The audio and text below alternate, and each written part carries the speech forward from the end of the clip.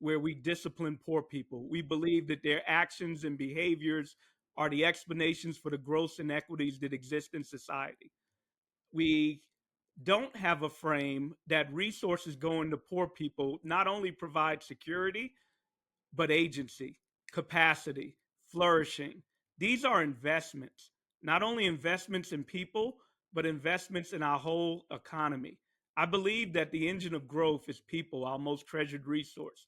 And I believe when properly resourced, not only will that benefit them, which in and of itself could be a fiduciary of government, but it leads to a more vibrant, fair, just, inclusive economy that promotes things like tranquility, that promotes things like, again, we I began talking about the role of wealth, the essence of it was functional, what it can do for you.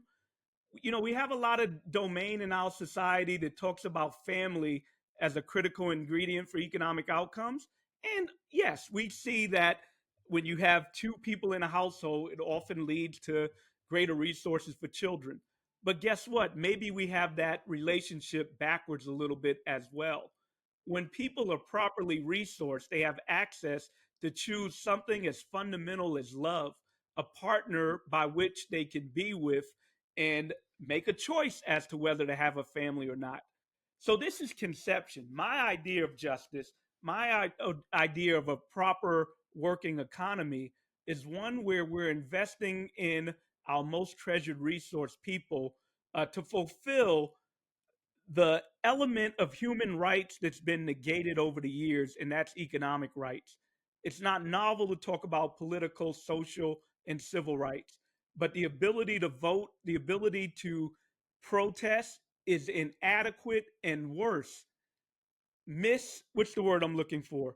Uh, a co-optation of the notion of rights if you're without a job, if you're without income, if you have no wealth, or if you're hungry.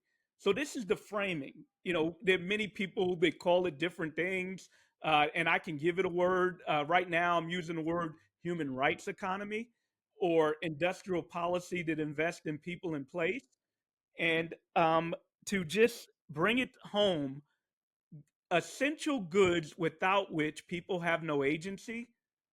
I believe government has a fiduciary and an investment manner to ensure that there's adequate access, quantity, and quantity to them, and we can name them: income, job, healthcare. The list is not limited to one or two, but it's also not infinite. That is the framing by which I make arguments and decisions and understanding of where we need to go in order to have a well functioning society.